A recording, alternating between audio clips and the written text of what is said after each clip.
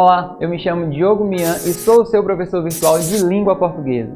E hoje quero convidar você, aluno do Áureo Filho, Leôncio Horácio e Maria Rita, para juntos estudarmos o conteúdo chamado Figuras de Linguagem. Em especial, eu quero chamar a atenção de você, meu aluno do 9º ano. Viemos aí de uma fase longa e extensa, trabalhando situações relacionadas a texto. Estudamos a intertextualidade, estudamos coesão, estudamos coerência, estudamos o texto argumentativo dissertativo, as suas características, dentre outras particularidades que devam e que existem dentro de diversos tipos de texto. E dentro de todo esse conteúdo estudado até aqui, eu quero que vocês façam o quê? A união dos conteúdos. Por quê? Um texto dissertativo argumentativo, que foi a nossa última aula, um texto dissertativo argumentativo, ele requer coesão, ele requer coerência.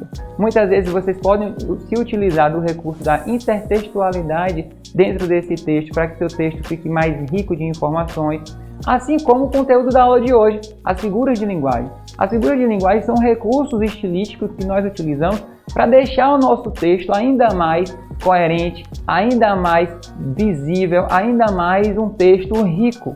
Um texto onde você consiga transmitir aquilo que você deseja.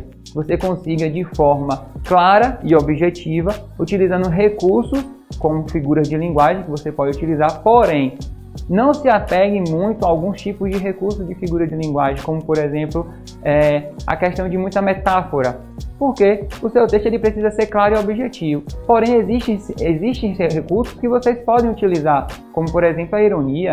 A ironia é um recurso muito utilizado em textos dissertativos, argumentativos. Você pode ter um tom irônico. Então, unam os conteúdos, principalmente dessa aula, e daí em diante comecem a enxergar o seu texto dissertativo argumentativo unindo os saberes, unindo os conhecimentos. Revejam os vídeos, assistam às aulas novamente e daí em diante voltem a construir o texto argumentativo e dissertativo. Sabe aquele texto que você produziu na nossa atividade? Então, busque lá aquele texto, reproduza utilizando agora alguns recursos de figura de linguagem. Vamos fazer esse teste? Vamos? Então vamos nessa, vamos para a aula de hoje. Então, figuras de linguagem. O que são as figuras de linguagem? Temos aí, figuras de linguagem, também chamadas de figuras de estilo, são recursos estilísticos usados para dar maior ênfase à comunicação e torná-la mais bonita.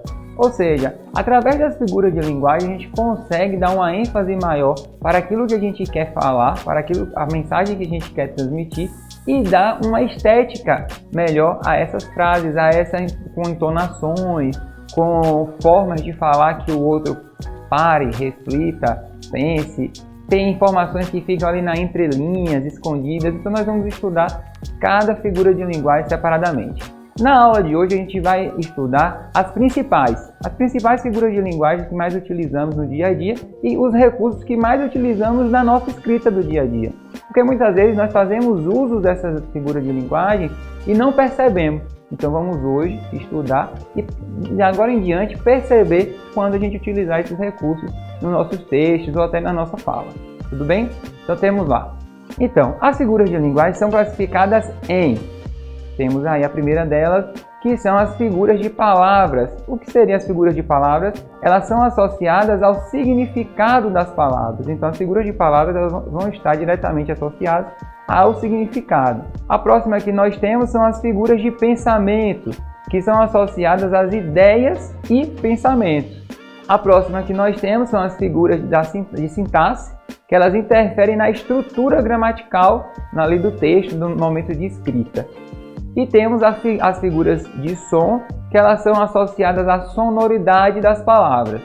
Vamos estudar cada classe dessa separadamente. Dentro de cada classe nós vamos ver as subdivisões, porque dentro de cada classe nós vamos ter figuras de linguagem diferentes. Vamos começar agora pelas figuras de palavras. Vamos lá. Figuras de palavras. Temos a primeira delas, que é a comparação. Essa é a mais utilizada no nosso dia a dia. O que é a figura de linguagem comparação?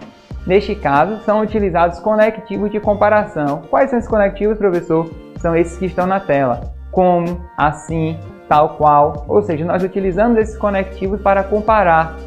Exemplo, Seus olhos são como jabuticabas. Ou seja, perceberam o como ali que está grifado?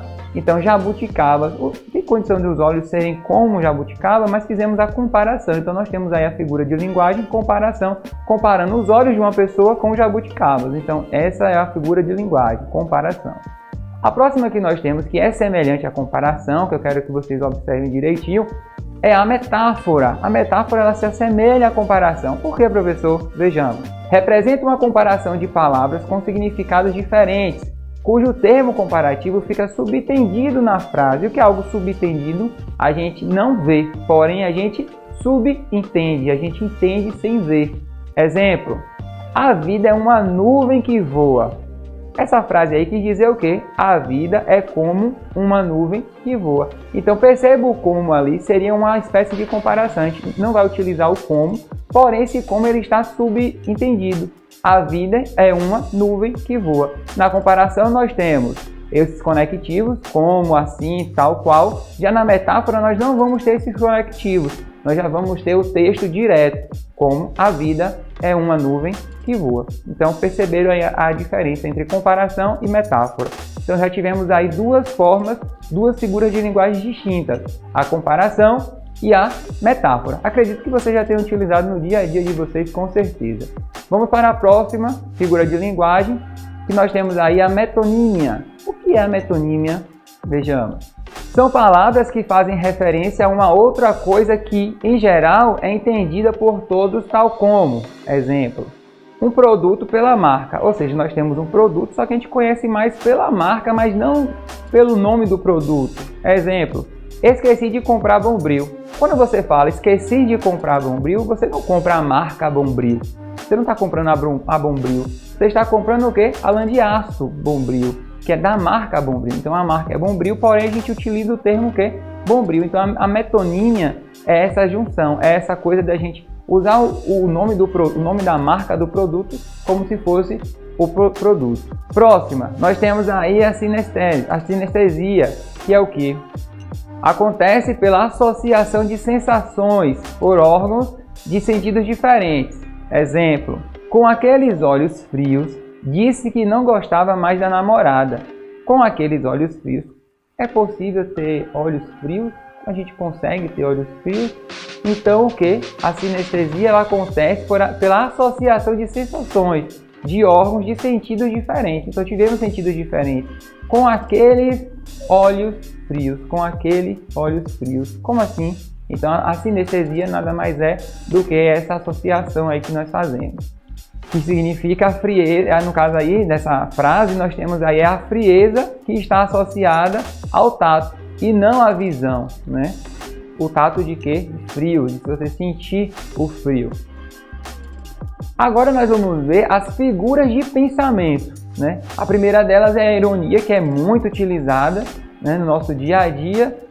Aí, o que quer dizer a ironia? Dizemos algo contrário àquilo que afirmamos, ou seja, a gente quer dizer algo, mas num tom um pouco mais sarcástico, num tom mais debochado às vezes.